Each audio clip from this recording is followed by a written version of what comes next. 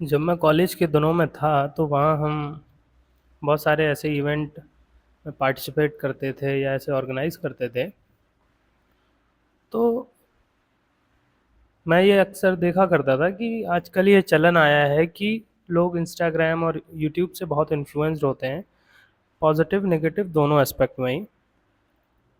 मतलब अच्छा भी है और अजीब भी है, बुरा भी है, मतलब सभी है जिसको जैसा समझ में आए। मगर एक चीज़ मैंने समझी कि एक चलन बहुत नॉर्मल है कि लोग हर चीज़ को बहुत सहजता से कर देना चाह रहे हैं।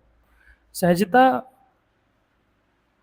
बोलने में जितना आसान है, बहुत भारी भरकम शब्द है, मतलब उस पे मजाक नहीं हो सकता। तो सहजता का मतलब है कि आपको मालूम है, मगर आप उसे इस तरीके से रख रहे हैं कि सामने वाला भी समझ रहा है और आप भी समझ रहे हैं, समझ रहे हैं। तो मगर आजकल उसका मतलब इस तरीके से है, सहज का मतलब है कि मैंने जो मन किया वो कर दिया। मतलब मैंने कोई बात मुझे समझ में आई, वो अक्सर किसी बात पे हो कि सपोज मान लीजिए कोई पॉलिटिकल क्रिटिक उसे समझ में आया, तो वो उस बात पे बहुत गहराई पे नहीं जाना चाहता, उसे समझना नहीं चाहता, वो सीधे बोल देगा कि ये उसका मानना है। ये मैंने कॉलेज में बहुत देखा। मतलब आप सीधे सीधे कुछ बात तो ऐसे बोल सकते हैं जिसका कोई सर पैर नहीं है, और लोग मतलब उसको भी चार लोग बड़ा अप्रिशिएट कर देंगे, मगर उसमें कोई गलत कहने वाला नहीं है कि नहीं ये तुमने गलत बोल दिया। जबकि समझदार लोग, अब सहजता का मतलब ये है कि उसके बारे में पहले वो समझते हैं, फिर वो पढ़ते हैं, फिर उस पर डिस्कशन करते हैं, तब वो कोई एक कंक्लूजन दे पाते हैं।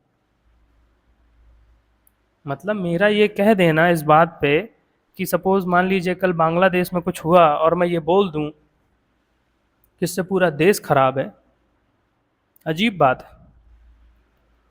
उस देश का क्लॉथ प्रोडक्शन में एक हैसियत है, उस देश की एक अपनी खासियत है, मगर इंसिडेंट्स हैं, उन पे डिस्कशन अलग तरीके से हो सकता है। ये नहीं कह सकते आप कि उस चक्कर में वो पूरा देश खराब है। अगर वो देश खराब होता तो उस टाइम पाकिस्तान से जूझ ना रहा होता, या पाकिस्तान उससे ना जूझ रहा होता, या वो दोनों आपस में अलग होने की बात ना कर रहे होते। और फिर जब ये बात उठेगी तो इसमें भी फिर तमाम चीज़ें होती हैं कि क्या उनके पीछे के लॉजिक थे, कौन सी किताबें पढ़ें, कौन सी चीज़ों को समझें, तब जाके एक निष्कर्ष निकले।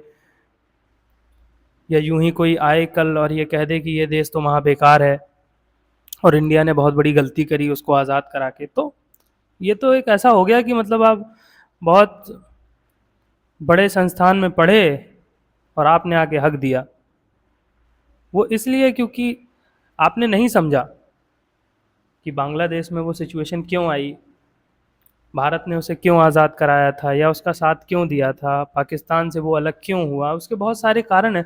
और एज अ एकेडमिशियन या as a student of history, politics, social work, anything, even engineering, आप ये समझते हैं कि उसके पीछे का लॉजिक क्या है। जब हम किसी मशीन का ऑपरेशन देखते हैं तो उसमें हम ये देखते हैं कि उसका मोटर कैसे चलता है, उसकी कॉइलिंग कैसी है, उसका मैग्नेटिक फील्ड कैसा है, उसमें कितना आउटपुट है, कितना इनपुट है। सीधे तार लगा के ये नहीं बोल देते हो कि 50 हॉर्स पावर की मोटर वो चला देगा, अब उसकी जान ही है 5 हॉर्स पावर की, मशीन खराब हो जाएगी। तो ये समझें कि या तो आप ना बोलें, और बोलें तो कुछ ऐसा बोलें जिससे लोग आपको माने। फेक इन्फ्लुएंस बनाने के लिए आप 36 बातें बोल देंगे, उससे कोई मतलब नहीं है। और ये मैंने जाके कॉलेज में ही सीखा कि लोग कितना फर्जी बोलते हैं, बस इसलिए क्योंकि चार लोग उसको ग्रुप में शामिल कर लेंगे या चार लोग उसकी बात कह देंगे।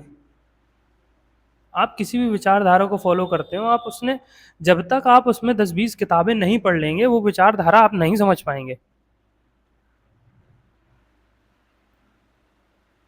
तो विचारधारा हो, लिटरेचर हो, पोइट्री हो, कुछ भी हो, एक्टिंग हो, इंजीनियरिंग हो, आप समझते हैं उसको, उसके बाद चीज़ें बहुत बेहतर होती हैं।